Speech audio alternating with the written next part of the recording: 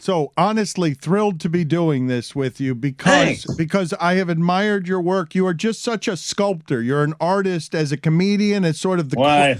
Thank you. well, Thank you. the craft of it. It's such a hard way to make a living, Jay. I don't even understand how you make a living that way. I really don't. You have to be demented to choose, you know what?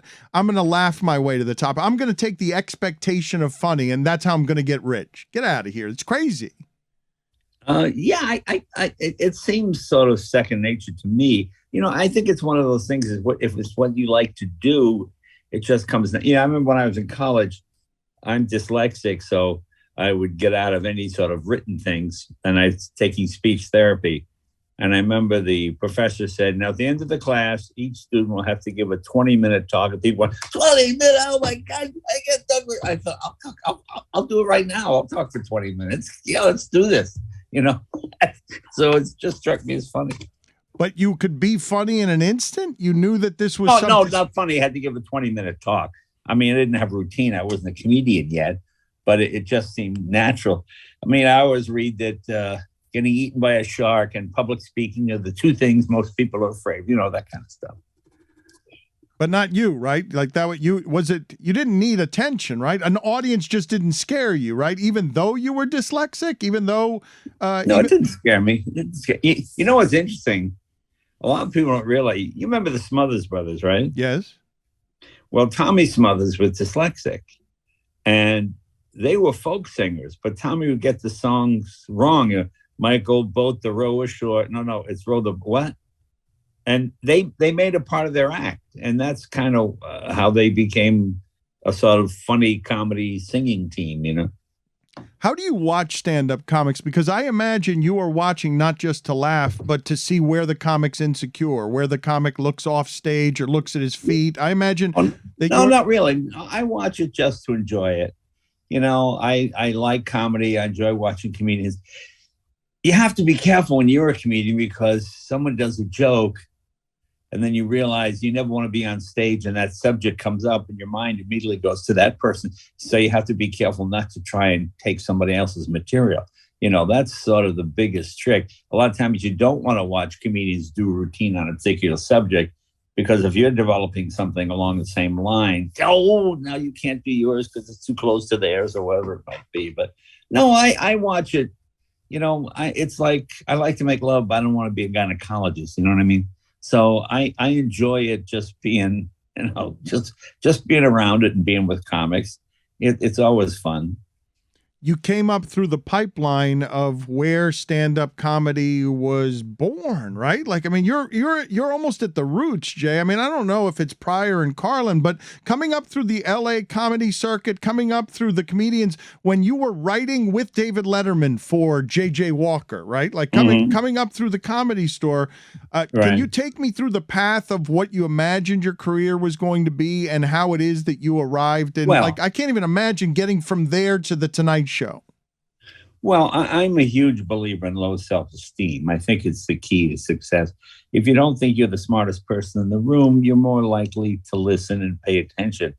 I mean, when I was doing the Tonight Show, I constantly meet people who are geniuses. People say, my client is a genius, but the people at the network were afraid he'd be too good. I get that all the time. Or I get comedians who audition for the Tonight Show, and they didn't quite have them. They were close, and their agent would say, you're scared because if my client kills, he could take your job. No, I want your client to do well. It's just that, talking about Reagan's trip to Pittsburgh 30 years later, it's not really timely anymore, okay? Can you try to update the material? Oh, and then people get furious. So there's all sorts of reasons why. But I think the key is I was always happy at whatever level I was at. I mean, I used to have a day job and then be a comedian at night, and I would bank one and spend the other. And then when the comedian money got to be pretty good, I quit the other job. And I thought, I'm making a living as a comedian, because it's probably a sad reflection on our society, but the worst comedian in the world still makes more than the best teacher, which seems hardly fair, but that's just the way it is. And so I always was able to make a living, and it was okay. Each year got a little better than the year before, and that was okay. It's so funny. Whenever I watch these shows about oh, there's a couple of them on Netflix and HBO about comedians. It's a backbiting, horrible business, and everybody hates one another. And that wasn't the case at all. I mean, I got where I was thanks to Steve Martin and Johnny Carson and Harvey Korman. And consequently, when I got a little success, I brought Johnny Carson in to see Ellen DeGeneres and some other comedians as well. And you can't do every job every day. So I've always found comedians to be extremely supportive. You know, whenever one of us, by one of us, I mean Letterman or me or Seinfeld or even Robin Williams, if you watch my first Tonight Show from 1977, you hear this in the back laughing in the audience. It's Robin. Robin was sitting in the audience, kind of helping me out and giving me a little encouragement, you know. And consequently, when those guys did the Tonight Shows, we all went and would laugh it up for them, whether it was Merv Griffin or, you know, Mike Douglas or any of those shows. So it's actually quite a nice way to make a living. I mean, yes, there are horrible people in it, I suppose, but I didn't run into too many of them. I met far more nice people than bad people. What do you regard as the happiest time in your professional life? Because I remember, I don't know how many times you appeared on Letterman. I remember a stand-up act specifically that for some reason, I don't know whether it was discovering you, I guess, but you were on stage and you did something about Mr. Universe and you held your fingers under your chin and you made, some other interplanetary weightlifter was furious because, we had decided that I should have won. I got that bit, yeah. Something about how did Venus win? I should have won. You know, it was how they have Mr. Universe. If there's the happiest time yesterday was pretty good. But, the happiest time was probably when I was doing Letterman show every month. About every 4 weeks, I do a Letterman show. And it was the first time that I got to be on with a contemporary. Because, like with Johnny Carson, like when it seemed, oh, hi, Mr. Carson, call me Johnny. Well, when you grow up in New England, you grow up, you don't call parents by their first name. Jay, these are my parents, Bob and Agnes. Oh, hi, Bob. No, I'm Mr. and Mrs. Minicelli. How are you? Nice to meet you. So to me, it was always weird doing Merv Griffin or Mike Douglas or any of those shows because I was talking to an adult and I was essentially a kid. And then finally, when Letterman got a show, I could want to go, hey, Dave, nice tie, Dave. What a dump this studio is. And just, trash, which you couldn't do with Johnny just out of respect or out of deference, So that was the most fun to me. And you really got a chance to be yourself. The fun thing about doing Letterman in those early days was making Letterman laugh on the way to the joke as opposed to the joke. Letterman was a guy who always got nervous before he went on stage. I didn't get nervous. So one day I was eating a sandwich and Letterman stops me and he goes, how can you eat that sandwich? You're on in 5 minutes. Get rid of that stupid sandwich. I said, oh, no. This is going to be great. So I went down and I got another meatball sandwich. It's an enormous, and I walked out and said, Dave, try this. And I put the sandwich on his desk and of course the meatballs getting all over everything. And Dave was just, acting flustered. And I said, Dave, try this meatball. I'm not eating that disgusting meatball. And we had so much fun because it was all ad-lib. And it was happening in the moment. So if I had to pick the most exciting part of my career, that was probably it. That whole 4-year period of just constantly doing Letterman all the time and going on, writing material literally the day before and then going on and doing it. So yeah, that would certainly be it. I don't know if you've examined this because I regard you as someone who generally comes from a happier place with comedy or a better relationship with comedy, where Letterman seemed it was colder or that, he would be a little miserable or some of the negative feelings. He wasn't quite as comfortable ever, and it was part of his charm and funny, but you had a unique access to such a time in late night television where these cathedrals exist, and you elevated yourself into a place where you're telling me now as we talk that the Tonight Show and doing it, even though it was the greatest of ambitions, was somehow less fun than a time in television where you and Letterman could just screw around and not worry about anything. Well, yeah, you kind of answer your own question. I mean, it's true where you could just be yourself and screw around.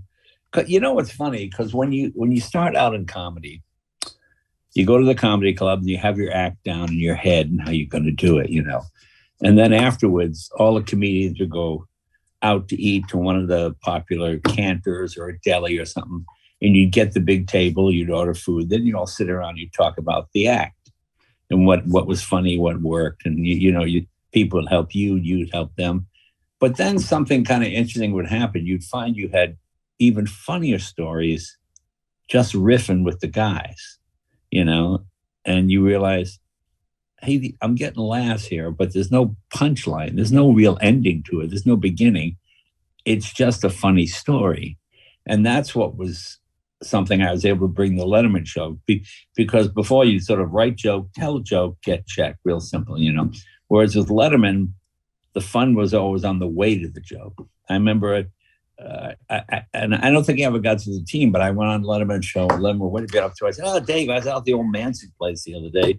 Just want to see the guys, see what they've been up to since the massacre. It's kind of laying low." And the old Manson place, where yeah, Dave, you know Charlie and the guy, and we're just talking like this, like as if they were, not horrible murderers, but and it was really funny, and people laughed, and there was no ending. There was no beginning. Oh, we just went to commercial break and then came back. But I always thought you were spoofing television. I thought what I enjoyed, and I do think that I'm speaking to you from a place of discovery where I'm like, wait a minute, how are these two dudes allowed to do this thing where this guy wanders onto the set? Like, you're allowing me at this point to have permission about what comedy on television can be, because you're stumbling out there. You're super relaxed. You seem super confident. You kill it every time. And Dave gives you the space to kill it every time. Isn't threatened by it in any way.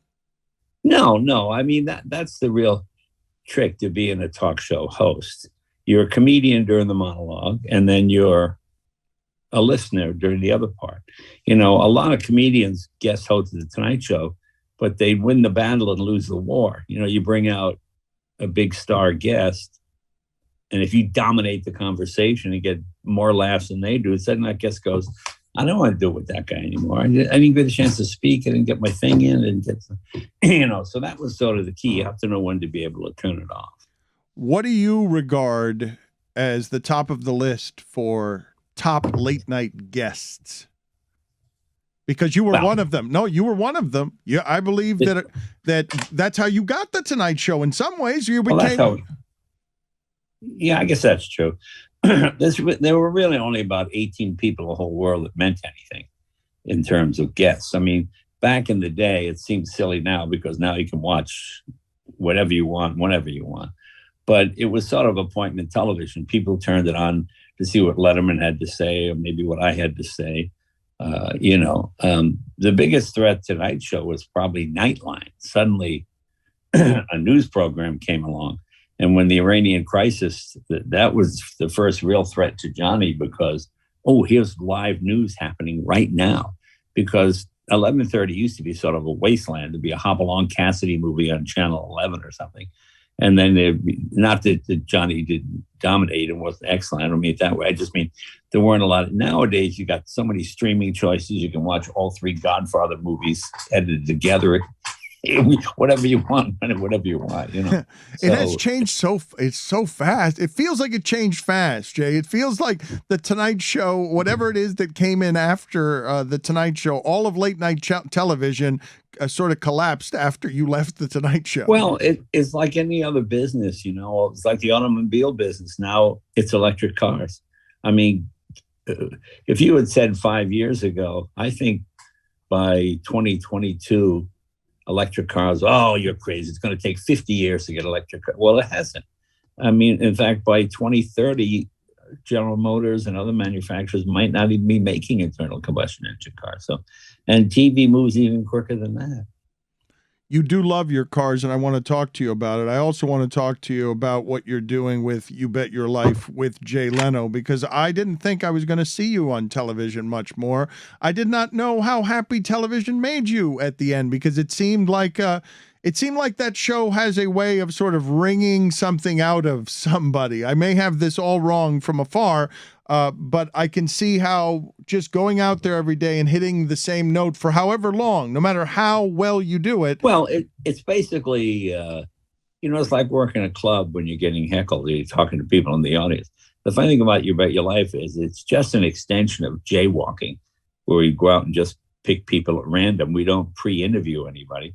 And since it's a game show with money involved, I'm not allowed to even meet the people. I have contact with them before the show for fear that you could give them a clue, like they had that big quiz scandal years ago.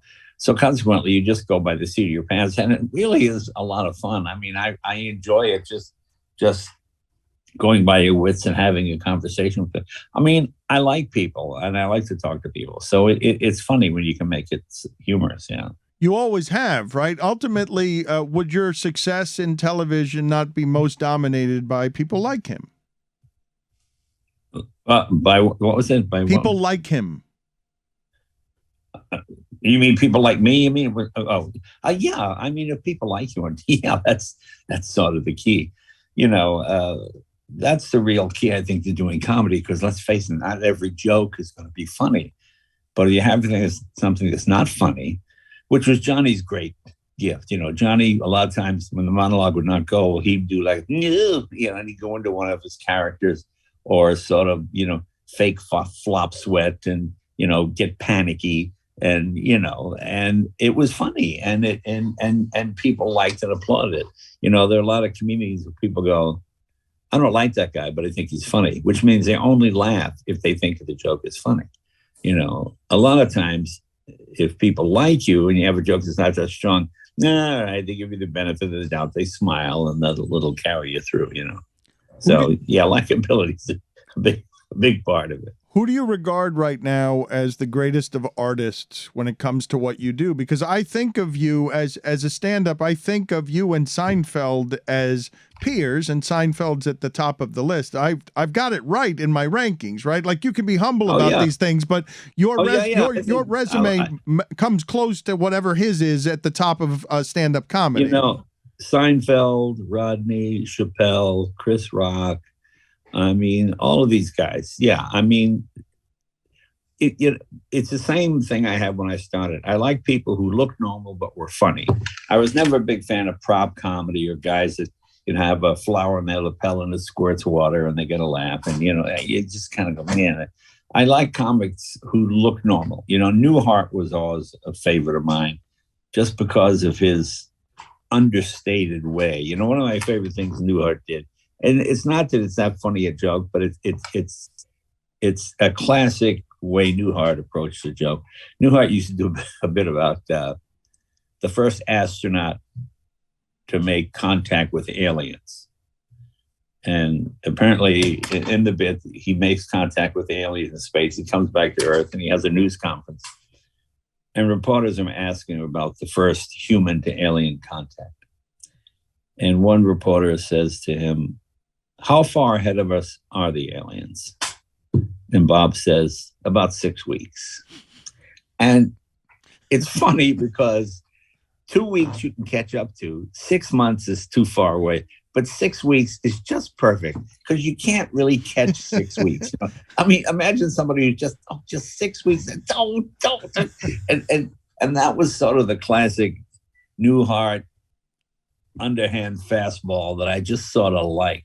It just made me laugh. Just that, I was doing a joke the other night. Somebody was talking about, and this got a pretty good laugh, was talking about this, they're going after Steve Martin now for cultural appropriation. You remember his walk like an Egyptian thing? Yes. Yeah, very funny video. It's about 40 years old.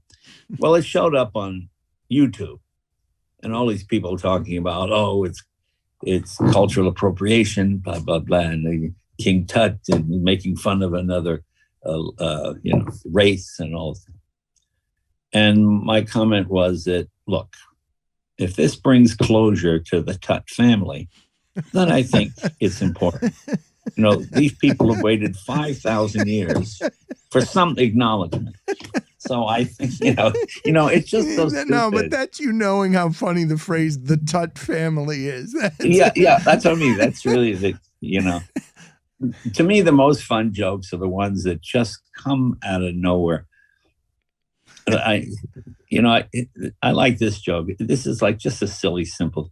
I said the true story is doing a gig in Alaska in February, and it was like 40 degrees below zero. I mean, the sun came up at 11:30 in the morning and went down at 1:30 in the afternoon. You had 2 hours of sunlight, and then just bitter, bitter cold. Yet when I went into the thrifty drugstore, the ice cream was still soft. How is that possible? How is that? I just like that simplicity of it. That was my favorite thing about Rodney. I was friends with Rodney for, oh God, well over 40 years. And I couldn't tell you who Rodney voted for. I have no idea if he was a Republican or Democrat, how he felt on any issue. It was just about the jokes. And when you sat with Rodney, it was just about the gags. I'll tell you a funny story about Rodney. It's not funny, it's actually, but I had Rodney on in 2004, right before he died. And Rodney was in his 80s and he's getting a little shaky, And he came out and he's doing his stand-up and he was offered, hey, I tell you, well, the hand was in the wrong place. I could tell something was wrong. I don't know if a regular audience member could. So while Rodney was doing his stand-up, I said to Debbie Vickers, our producer, I said, call the paramedics. I think Rodney's having a stroke. She goes, really? I go, yeah, he's sweating a little too much. I just think he's having a stroke. Call the paramedics. Okay. So Rodney finishes stand-up, sits down. Jay, I tell you, I'm okay today, but last week, I tell you, you're like this. Nobody makes me laugh like that. So anyway, he does fine. The show ends. Rodney's in the dressing room. By that time, the paramedics have showed up. And I said, Rodney, the paramedics are here. They want to take a look at you. He goes, I'm fine. No. Well, it turns out he did have a stroke. And they took him out in a stretcher. And Rodney went to the hospital. And about a day or so later, I got a call from Joan, his wife. She said, Jay, Rodney's in a coma. We don't know how much time he has left. Can you come by? I said, okay. So I ran down the hospital and she says to me, Rodney's lying there with his eyes open. And she goes, Jay, I think Rodney can hear everything we say, but he can't respond. So I'm telling Rodney how much I love him and how much he meant to me and Seinfeld and all the guys, and he was the one we all looked up to, So then Joan says to me, Jay, put your finger in Rodney's hand. She goes, Rodney, if you know it's Jay, try to squeeze his finger. So I feel just a hint of a squeeze, And I went, Rodney, that's not my finger. And Rodney went like this. And he literally jumped. And Joan screamed, he got the joke. And I said, and we all had a good laugh. And he died right after that. And some people might think that's cruel. But if you're a comic, that's kind of what it is. It was really fun. It was. No, it is beautiful. It is beautiful. Even as you say, and I can see the sinister smile on your face where you say he died right after. Like yes, the last thing Rodney would hear on the way out is a dick joke by his friend Jay. It is beautiful. Right. What are you kidding me? Well, that's what was fun. That's why I don't quite get all these people like you shouldn't be allowed to say this, you shouldn't be allowed to say that. Comedians just look at life a little bit differently. And it was with the utmost respect. And, we all love Rodney because nobody funnier. I just had that odd way. Rodney had a joke I loved. He said, I went to the doctor. Doctor said, I need a semen sample, a urine sample, and a stool sample. So I gave him my underpants. I love that joke. It's so stupid. It's... And Rodney appealed to little kids. They thought he was fun. Rodney's a classic case. He kicked around for years. And it wasn't until he grew into the character. By that, I mean, Rodney didn't even make it until he was 44. But, he got a little jowly and he'd wear the cheap suit and, have the tie slightly askew. And he became the no respect guy, and that's what really made it. Because he was always funny, but he didn't have a hook. And that, I get no respect. I'm okay, Jay, but last week, I tell you, all that kind of stuff. That was my favorite thing. When I used to watch Johnny Carson be a straight man for Rodney, I said, boy, I'd love to do that someday. And when I got to the Tonight Show, that was my favorite thing. Everything okay, Rodney? Oh, Jay, I tell you, everything's okay. But last week, things are bad. Are they bad, Rodney? Oh, Jay, they're so bad. You just give them the one line and it would kick off. And it's a lot of fun. You didn't even have to do anything because he's a genius. And I do think I was asking you, and I think I interrupted you because he would be on the list of best guests, correct? Ever. Because I think of you before you were a host. I think of you as one of the best guests ever. Yeah. So who else would classify from someone who would be a voice for these things? What's interesting? You never know who's going to be a best guest. I remember, ever hear of a guy named Story Musgrove? I have not. He was an astronaut, not one of the famous ones, but an astronaut. And like Buzz Aldrin, as much as I love Buzz Aldrin, Buzz was a jock. He was a fighter pilot. And when you say to Buzz Aldrin, what was it like to walk on the moon? Cool. Oh, okay. Cool. It's cool to walk on the moon. So, Story Musgrove was an astronaut, but he was a philosopher and a teacher. And he came on the Tonight Show and I asked him about being in a space capsule in outer space. Oh my God. I mean, he wove a tale that was so exciting and intriguing and mysterious. And it was like, oh my God, this guy is really good. So you never know who the best is going to be, It's like when you just said Rodney was a genius. I don't know if he's a genius. He was a comic. I think Rodney would be the first guy to tell you he's not a genius. He's just a comic. And by that, I'm putting him above genius because he was just a guy who worked hard. He wrote jokes all the time, always had new stuff, and he knew never to go on a TV show and just talk. Nobody cares what you have to say. They want to hear the funny stuff, Even today, when I go on and I do the Tonight Show with Jimmy Fallon, I always do stand up. I always go center stage. I learned that from Carlin. When I was doing the Tonight Show, Carlin was at its height. He was the biggest comic in the country, selling out arenas. But he would come on the Tonight Show and he'd walk out with like a piece of paper, like, Coach, I got some jokes. Can I go try them? Yeah.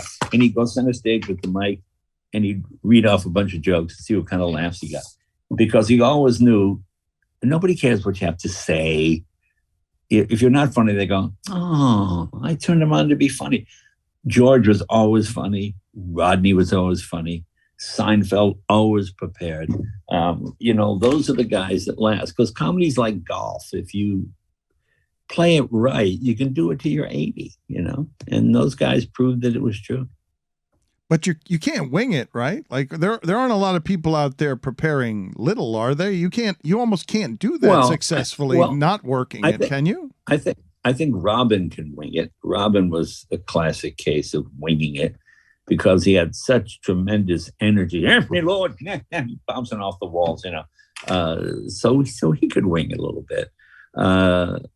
But I think most comics prepare something. Did you envy that as a style? Because as a process, I would envy somebody who could wing it if I had to craft every word. Because Seinfeld is compulsive about, and you all are in some ways. Where does the symbol for boron? Where do I put this at the end of a joke? Because it's as family as the Tut family.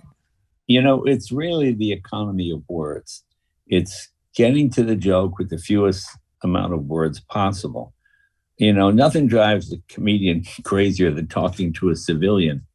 Hey, Miss Leno, can I tell you a funny story? Yeah. Okay, so I goes to this guy, right? And like this guy goes back to me, right? So I goes, what do you mean goes? What do you think?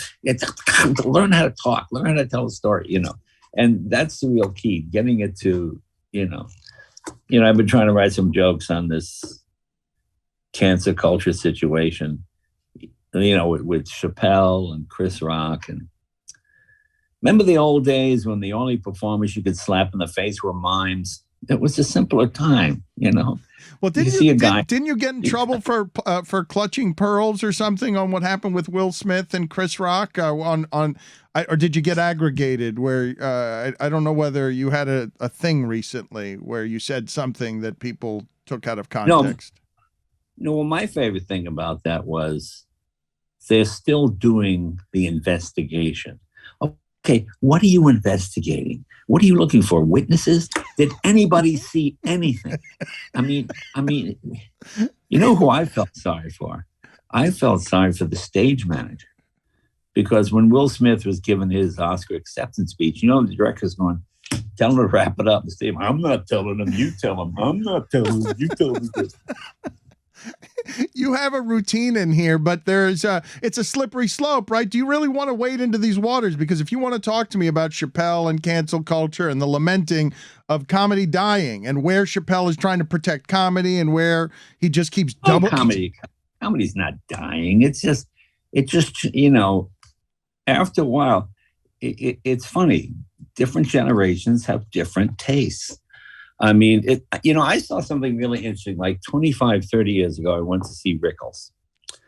And whenever Rickles would do and the black guy stealing hubcaps and the Puerto Rican guy, older people would laugh, younger people go, woo. But whenever Rickles, and he never used obscenities, but if he said shit or something, older people go, ooh, and younger people would laugh. So it's just a matter of, it's a generational thing, what you think is funny. I see comedians, they have acts about, women drivers or something like that. And you go, guys, they're not laughing at that anymore.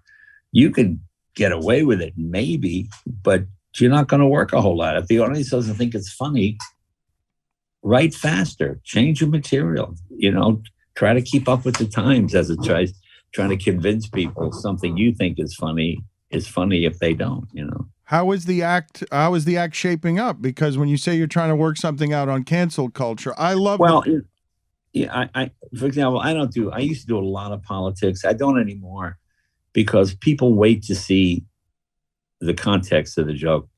Joe Biden. Ooh, oh, let me finish the joke, please. I did a joke the other day. I said, watch the Republicans trying to dig up dirt on Joe Biden.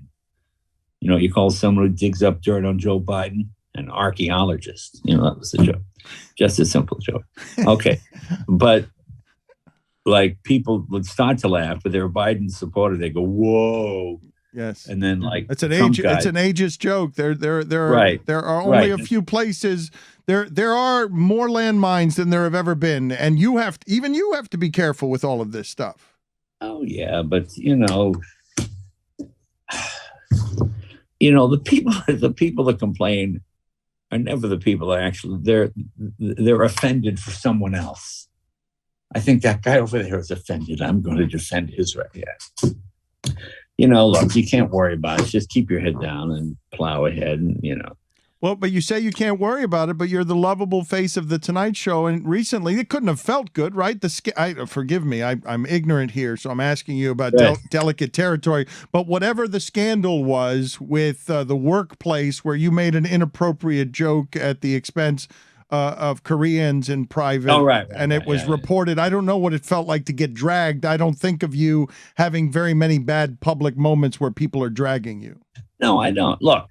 Here's my thing. If somebody is actually offended by a joke, hey, I'll apologize to you. The trouble is you never really speak to the people who are offended. I remember I called one of the Asian organizations to speak to the head guy. And this guy told me that when he was in college on Pearl Harbor Day, the frat boys had put nasty stuff on his dorm door and yelled nasty things to him. And this guy was really hurt by this. And I said, something, you convinced me. Okay. I apologize to you and your organization. I won't do those jokes anymore. I can remember years ago, Johnny Carson used to love this. There used to be a commercial about the heartbreak of psoriasis. And Johnny Carson would always talk about the heartbreak of psoriasis. The heartbreak. He just liked that phrase, And they got a letter from a woman one day who had psoriasis, and she went on and on. It was a very eloquent letter about how hurt she was, and every time he said it, and he went, oh, okay. And he stopped doing it, and he apologized to her. So to me, look, I will never apologize for freedom of speech or the ability to say, but if someone is actually hurt or offended by something I said, hey, I apologize to you. It's not my job. My job is to make you laugh. If you didn't think it was funny, I apologize. Now, if you're telling me I can't speak on a certain subject, that's totally different.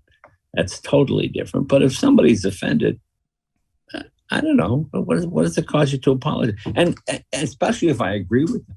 If I don't agree, well, that's different, of course. But But if someone convinces me, like when this man told me how this guy was like had tears in his eyes about, the frat boys attacking him for being Japanese and all that. And I said, man, I'm sorry. I apologize. And, you'll never hear a joke like that from me again. And I stopped doing them. It's not selling out. It's not, oh, you're chicken in. No, it just seems to me if I feel I've actually hurt somebody, hey, man, that's not my job. My job is to make you laugh.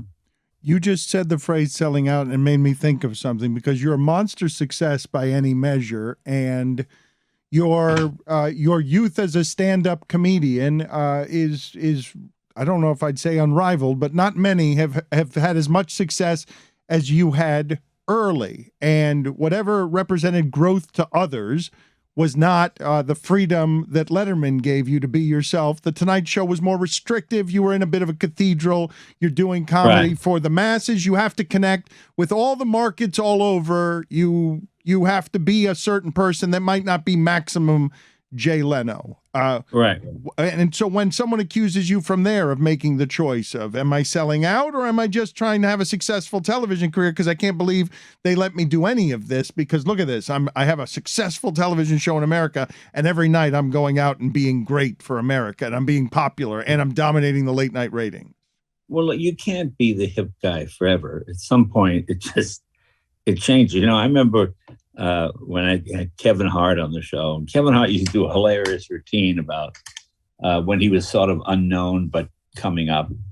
And he would go to like some famous basketball player's house, and there'd be a huge yacht the guy had. And the guy would, Kevin, you got a boat? Well, yeah, but my boat's a little boat. He just had a little version of everything they had. Well, now then he becomes the biggest star. Well, he can't do that routine anymore because people don't believe it. So he does something else. He adapts his material to the situation. What was the question again here? About selling out, about the idea that Jay Leno didn't achieve whatever growth would have been from look, it's hard for comedy to age of any kind. Well, here's the thing. You're hired to do a specific job. This is the Tonight Show. This is mainstream America. If you want to be the hip guy, don't take the job and come on occasionally as a guest. That's what you get hired to do. I do corporate events. Okay, do a corporate event. They go, look, no sex jokes because corporate HR. Fine. And they give you a check. And you don't do any sex. Fine. If you agree to do it, if you say to myself, no, I got to do sex jokes, this is who I am. All right, then you don't take the job. I mean,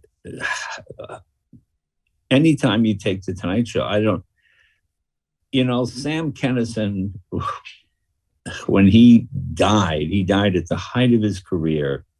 And it was like, it almost had to end that way, because sooner or later, you're going to get hired for a straight kind of gig, a sitcom or the wacky name. Something's going to happen.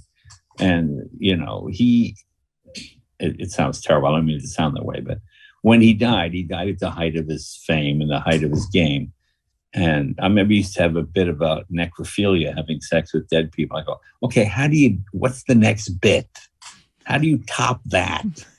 And it was hilarious bit. It was hilarious. Do you remember it? I don't, but anything necrophilia related and if you can make funny around that, I have to salute you. Well, it was funny. I mean, I can't do Sam, but Sam had a little bit about, imagine that you're dead, you lie in a coffin, I can relax. Hey, what's that guy doing to me? Hey, like that's back up. Hey. It was so stupid. But okay, where do you go after that? You can't be hip and edgy every night. Sometimes you have to just settle for mildly humorous, and that's kind of what it is. I mean, Johnny's nightclub act was a little different than his Tonight Show appearances. The Tonight Show appearances are probably, quote, racier than the nightclub act.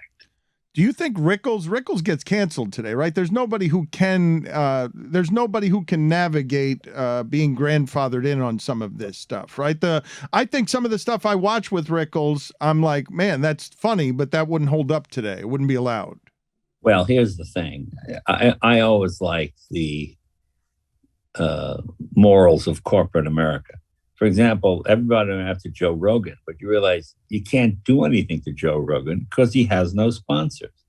I like it when the American tobacco and asbestos manufacturers, are offended by this type. Really, really, that's why the Joe Rogan thing was over in 2 weeks, because who are you going to complain to? Sponsors pay your salary, but if you have no sponsors, it's a moot point. Joe Rogan is not the public airways. It's a private airway. You pay money to hear him. Case closed. If you don't want to hear him, don't pay the money and don't listen. And you can say whatever you want. What you're talking about is the public airways.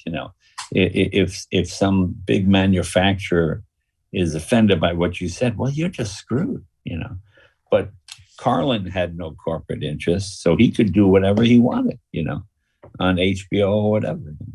How was your act coming together? Do you on cancel culture? Because the reason I asked the question is, and I'm fascinated by process. I've seen the documentary Comedian where Chris Rock and Seinfeld are sort of talking, marveling at Bill Cosby can unspool a story on stage and just sort of wing it the way Robin Williams could. And they needed the protection and safety of every crafted word. And now Seinfeld was going into the back of a kitchen in a Cleveland restaurant to work on material in front of 90 people. And he shooed the cameras away. He's get the fuck out of here.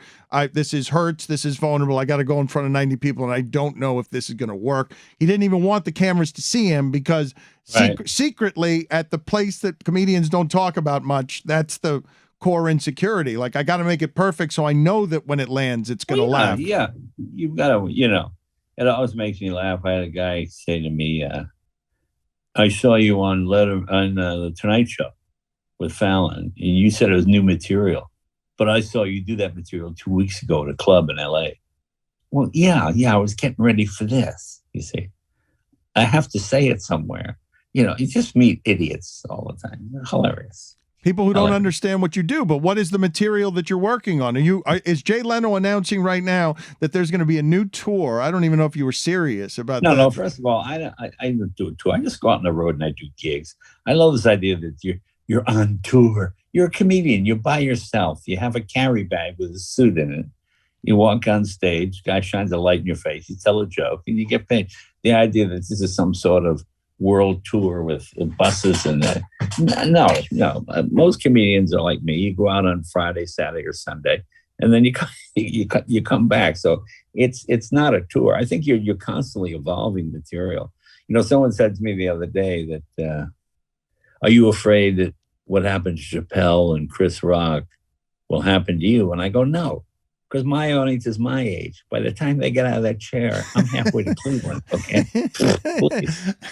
You have really streamlined it, though, Jay. If I had said to 20-year-old Jay Leno, hey, listen what the end looks like here, okay? You're going to conquer the Tonight Show. You're going to have an airplane hangar filled with exotic cars. And at the very end, you're just going to gun in like a mercenary to do 90 minutes on stage of some of the good stuff that you'll still be proud of. And they'll give you a giant check because your name is Jay Leno. And you're coming in as a one-man band mercenary to cash a giant check. Good God, would that have sounded like success? Well, it's all being famous gets you is the first 10 minutes free. When comics are unknown, they'll always say, whew, it took me 5 minutes, but I got them. It took me 25 minutes before I got them, or I never got them. But there's always a time when you didn't have them and then you won them. When you're famous, you have them from the get-go, and then you go, boy, I had them, but I lost them after about 10 minutes, or they split after a half hour, or they didn't stay for the whole thing because you're not turning over material fast enough. So, and they make you earn it, right? Like ultimately, at the even if you're at the height of comedy, you might get the 10 minutes for free. That's what your career has bought you, but you better bring it after that. It better be good, or you will bomb. You want to have new material. You want to have, People say, what's it like when you go out there and just bomb? Well, there's a point in your career where you don't really bomb anymore because you have stuff will work. It's just not as successful as it normally is. So you don't really just have 90 minutes of silence, because if a joke has worked hundreds of times before, it'll probably work this time too. But I mean, it's the reason I don't like to do Netflix or HBO specials. I remember I had a young comedian on the show, and he's talking about going out. His Netflix special had just aired. I said, "What are you doing now?" "I'm going on promoting the special." I said, "What material are you doing in clubs and stuff?" "Oh, the same as the special." "You doing the material from the special in club?" "Yeah." Okay, so 6 months later, he's back on again. "How'd that tour go?" He goes, "Oh man." He goes, when people are fans, they'll watch you 5 or 6 times to the point where they have the material memorized. And if you go to a club and you do the exact same thing, I mean, they just saw you for free. And now they paid 40 or 50 bucks for a ticket to hear the exact same thing again. Yeah. So yeah, good luck, pal. You have seen so much of the evolution of comedy, and I don't even know where it is that you would go right now if you were looking for your funny. If you want to go laugh, who are the people that Jay Leno endorses? Oh, John Mulaney kills me. I think he's really good. The guy Nick Bagazzi is good. Tammy Pasquarelli is good. There's a whole bunch. There's a whole lot of really good comics out there now. And it's really funny. Nikki Glazer is great. Whitney is good. Whitney Cummings. I mean, almost all of Bill Burr, one of my all-time favorites, fellow Boston guy. It's funny. Before I had the Tonight Show, I knew every comic because I was in the club. When I got the Tonight Show, you're in the studio 16, 18 hours a day. So there's a whole generation of people I missed. I didn't really know them until they got famous, and then I got to know them. But no, there's just great comics out there now. It's terrific. A book was written about the late night wars, and in it there were a ton of different details. One of which was you were hiding in a closet during a big corporate meeting because you wanted the Tonight Show over Letterman. Like what? No, actually, that's not correct. I had the Tonight Show. They were going to replace me. This is my favorite thing. And the second time was they called me and they said, "Let's think of making some changes." I said, "I've been number one for 12 years." And they said, "But we want what's above number one." I said, "Okay, now what would that be? How do you get what's above number? Okay, you're number one. How do you get above?" And nobody can answer the question. Well, they were trying to move. They were trying to move you, even though you were number one. Forgive me, please. Yeah. I'm coming at this ignorant, Jay, as an admirer. So please correct the story for me. No. But what you're talking about was I had gotten the Tonight Show, and Letterman was going to go to CBS, and the idea was, do we keep Jay and lose to Letterman? Okay, so. Letterman eventually went to CBS, and it took us 18 months to get it back. But then once we started winning, we won every demographic group for the next 20 years. So we're okay. I mean, I was happy with that because David was the hip guy, the cool guy, and I was the populist. We got the ratings, and maybe we were a bit more milk toasty than Letterman, but that's okay. That's what America wanted. That's what seemed to pay off. See, NBC had an interesting problem. You had Letterman, who was number one at 12:30, and I was number one at 11:30. Okay, now what do? Do you put Letterman down at 11:30, and then I would go to ABC or CBS, or you try to work out some sort of deal? Well, they eventually Letterman got an incredible offer from CBS, and he went over there. And I didn't know what was going to happen. So I hid out in Warren Littlefield's office, just to hear what was going on. So just to find out who was for me and who was against me. And I heard Jack Welch say, "Look, Leno's been a loyal soldier. He's good for the network." They didn't like Dave because Dave trashed them. There was an executive, I remember at the time, when Letterman was guest hosting the Tonight Show, said, "Hey, my kid's in from college. Can we get a couple of tickets?" And Letterman said, "No suits or relatives of suits. I don't want any." And he was like, "This is my network. No, sorry, can't do it." And I remember that guy said to me years later, I wasn't going to put up with 20 years of that. So people act like, I had been guest hosting the Tonight Show for 5 years and doing quite well at it. and then it was given to me. But whenever I read story, it's as if Dave had the show and I somehow swooped in and took it. It's not. It was a decision they made because we can win at 11:30, and if we can placate Dave and keep him happy, we'll win 12:30 also. And that's sort of what happened. Did it hurt your relationship with Dave? At the time, Dave and I always had an interesting relationship. We don't really have a lot in common, but we have a mutual admiration for each other. When I first saw Letterman, I thought he was an incredible wordsmith. I thought he was just amazing how he could put phrases and things together. And I went up and told him that. And then he said to me, "How can you be so confident on stage? I see you don't get nervous." I go, "Well, no, how can you be such a good writer?" And so I think we made each other laugh. I think I knew the kind of things Dave would laugh at. He had that ironic sense of humor. I remember one time Leno was on the cover of Success magazine. Now, Dave is very modest. So unbeknownst to Dave, I walk out on the show. I was like, "Dave, I got a copy of Success magazine here." "Hey, you're in here." Dave goes, "Yeah, put that down." No, Dave, I'm reading about you in Success magazine. I said, "Dave, I'm in a magazine also." And I took out a magazine that was twice as large. It was called Super Success magazine. It had a giant picture of me, and Letterman just thought that was the funniest thing because he thought, "Oh, this is going to be some kiss-ass segment with me talking about it." And it was really funny. It was just, his magazine was this big and mine was this big, and it was Super Success, and Dave was on Regular Success.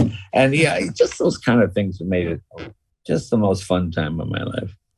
Do you have anything in the way of remorse on Conan O'Brien or stuff that people misunderstand on how everything played out with the Tonight Show and Conan? It's a network decision. Okay. I promoted Conan every night.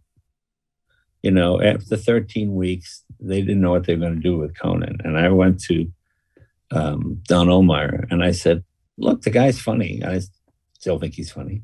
I said, "Why don't I give me his guests?" And I'll say, "Dave, Conan's got Harrison Ford, and we'll promote him every night." And we did that. Okay. And then after 5 years, the network says, "They want you out. They want the show." And Conan's got the clout, the lawyers, and all that stuff. And I said, "What's all that?" And my attitude was, "Look, you can't make the girl like you. Okay. I'm not one of those guys. Please. Okay. You want me out? I'm out. But read my contract. My contract is pay and play." A lot of people have these contracts where, and if they don't use you, they have to pay you. I don't like that because that means you're no good. If you're going to pay me, you have to play me. So they had to keep me on for another 5 years. Okay. So, think about that. Who says in 5 years you're fired? It's hilarious. So, okay. So then what happened was Craig Ferguson came along. And he went on at 12:30, and suddenly he was beating Conan in a lot of markets. And then the network said, "Well, wait a minute here. This guy's beating Conan.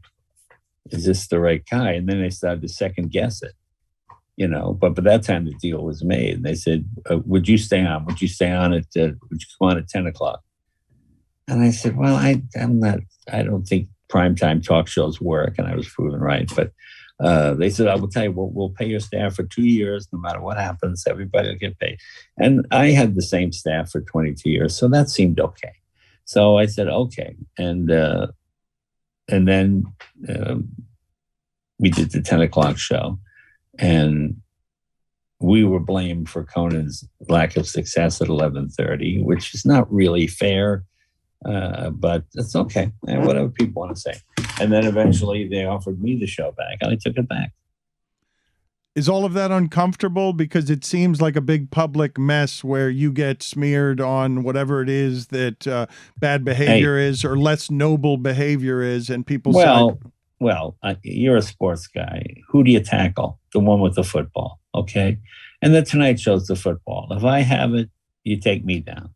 If this guy has it, you take him down. Look, it's a business. The idea that, I would hear people say, after Johnny left, they should have just retired the Tonight Show and kept the show blank and honor. Just stupid. Guys, it's a product, you got it for a while and somebody else does it. when I handed it off to Fallon, it was seamless. I handed it off on a Thursday night, and that Friday night I was performing in Florida. It was like, it's a gig, it's a job. I loved it. It was great fun, but ultimately it's a job, and you move on. Two final questions. I want the listener to check out You Bet Your Life with Jay Leno. I could talk to you for hours, Jay, because I really do respect thank you. The craftsmanship. You Bet Your Life's a lot of fun. It's on different times of day in different markets. But I really enjoy doing that show because it's basically just jaywalking, just ad-libbing with people. And I think it's the most diverse audience on TV. Most of the game shows pick from the LA area. All the people within 30 miles of the studio. We get people from Nigeria, from the Congo, from the Middle East, from Scotland, from Florida, from Louisiana. So consequently, there's an excitement there. Most game show hosts, most game show contestants live in LA. So they're used to seeing Brad Pitt at the Whole Foods every Wednesday, So they're not sort of smitten by the whole deal, whereas you get these people who get all excited. They've never been on TV, And it's just man on the street ad-libbing, right? It's some of the stuff that you were doing on the Tonight Show that you like, the man on the street stuff. You like interacting with people. You are somebody who is very much a people person. And so to televise these things is easy for you because you're just doing improv with people and you're using them. It's not prop comedy, but they are your vessels toward comedy. Right. I'll take that. Thank you. Okay. No, that's the show. And it's televised cotton candy. That's wonderful. That is a tried and true thing that will work throughout eternity. The televised man in the street interview with a funny person. Exactly. The final two questions were this. I had to follow. If you and Conan O'Brien run into each other at the grocery store, that goes how? Well, I say hello. Look, it's a business. I get it. It's fine. I would be polite. I don't dislike Conan. I still think he's funny. I think he's very talented. Okay. It was a matter of, I had the show. Someone tried to take the show away from me. They did. It didn't work out. They gave it back to me. Okay. That's basically what happened. The idea that it's all this intrigue. And, I would read how, Leno demanded the show back and they had to give it to him. Well, first of all, after they fire you, how can you demand something back? It doesn't make any sense at all. Or they had to pay me $150 million. No, nobody paid me anything. You get $150 million. When you're fired, you're fired. As simple as that. Then they asked me to come back, and I did. People thought, well, you shouldn't have come back. Why not? I didn't argue to come back. They asked me. I was fine where I was. A place that you are always fine, I would imagine, and is in that airplane hangar where you have the custom cars that you love so much. I believe that you are filled. I don't know whether you envy many people, but I imagine that you have a great deal of envy for Jerry Seinfeld just because he took the idea of putting comedians in cars and going to get coffee because he merged all the things, and you love cars more than he loves cars. Well, I think we love him about the same. But yeah, Jerry's great. Jerry's a great guy and a great comic and one of my closest friends. And we always make it, whenever I talk to Seinfeld, we each come away with something. The fun thing about talking to Seinfeld, you throw out some obscure fact, like that I know he will laugh at. Jerry, what'd you do today? I was just watching Crosswits. Crosswits. That was like an obscure game show that was on like 40 years ago for like 10 minutes. And it makes you laugh as a comic because it's a specific weird reference. It just makes people smile. So that's sort of the fun part. Whenever I know I'm going to talk to Seinfeld, I always try to come up with something I think might make him laugh a little bit. Well, it's one of the highest honors is to get him to laugh, right? When you can make another comic laugh, it's one of the great pleasures, is it not? Yeah. Rodney was a classic example of that. And the final question wrapped in the other question: 286 vehicles, is it? Is that how many you own? No, I got 203 cars and 168 motorcycles.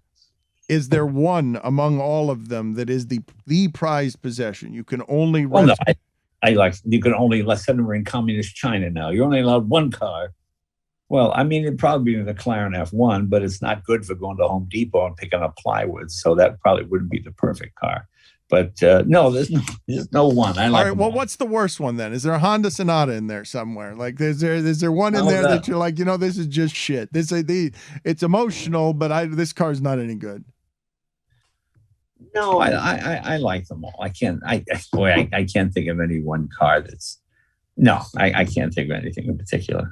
I am urging the listener, you bet your life with Jay Leno. He is very funny. He has been funny across 50. Thank you, my friend. I appreciate it. 50 goddamn years, Jay. Thank you, sir. I appreciate the time. Thanks for taking the time.